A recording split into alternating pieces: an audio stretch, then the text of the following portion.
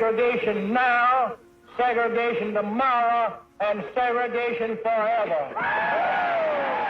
The foundation for the Montgomery bus boycott was laid long before Rosa Parks in 1955. In 1896, the Supreme Court's ruling in Plessy v. Ferguson declared segregation legal under the doctrine of separate but equal. But separate was never equal. In Montgomery, black citizens were forced to sit at the back of buses, stand if white passengers needed seats, and endure daily humiliation simply for existing in a segregated world. In 1944, Irene Morgan refused to give up her seat on an interstate bus, setting a legal precedent in Morgan v. Virginia. And in 1954, Brown v. Board of Education ruled segregation in public schools unconstitutional, energizing the movement. But the injustice of segregation on buses remained. Before Rosa Parks, there was Claudette Colvin. On March 2, 1955, this 15-year-old refused to give up her seat on a Montgomery bus. "It's my constitutional right," she declared. Police dragged her off the bus and arrested her, but her case did not spark the movement. Community leaders hesitated, believing the fight needed a more widely recognized figure. Colvin wasn't alone. Every day, ordinary black citizens resisted in small but powerful ways, moving too slowly when asked to give up their seats and refusing to ride buses when mistreated. These acts of defiance were seeds of a revolution waiting to bloom. December 1st, 1955. Rosa Parks boarded the Cleveland Avenue bus. She wasn't the first to defy the rules, but when the driver ordered her and 3 others to move for a white passenger, she refused. That night, word spread like wildfire. The moment had come. There were some white people got on, and they took all the front seats and left one man standing. And when the driver saw this man standing up... White man. Yes, he was white. Mm-hmm. He didn't, the passenger didn't ask for the seat at all. They didn't say anything, but just found a place to stand. The driver noticed him standing, and that is when he told the 4 of us to let him have those seats. You weren't supposed to sit next to a white man. That was the rule then. So you did not get up? No, I didn't. Do you know why?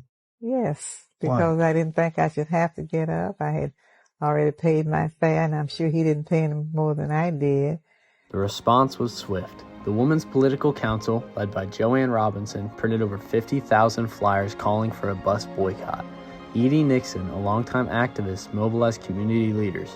On December 4th at Dexter Avenue Baptist Church, a young minister named Martin Luther King Jr. addressed the gathering crowd. You know, my friends, I come to time when people get tired of being trampled over by the iron feet of oppression. Due to King's speech, on the morning of December 5th, thousands of black citizens refused to ride the bus. Some walked for miles, others carpooled. Black taxi drivers charged the same fare as a bus ride, 10 cents, to keep the boycott alive. A movement had begun. Day after day, week after week, Montgomery's black community held firm. The bus company lost 75% of its riders. White resistance grew violent. Martin Luther King Jr.'s home was bombed. Boycott leaders were arrested, but they would not back down. As the boycott stretched into months, the economic impact became undeniable. With buses running nearly empty, Montgomery's leaders faced mounting pressure. In February 1956, a lawsuit, Browder v. Gale, challenged bus segregation in Montgomery. On June 5th, the federal court ruled it unconstitutional. The city appealed, but in November, the Supreme Court upheld the ruling. The boycott had upheld the right to be desegregated on buses. 381 days after it began, the Montgomery bus boycott ended. On December 21st, 1956, black passengers took their rightful seats side by side with white passengers. It was a victory not just for Montgomery, but for the entire nation. The success of the boycott ignited the civil rights movement. It led to the formation of the Southern Christian Leadership Conference, the Freedom Rides, the Civil Rights Act of 1964, and beyond.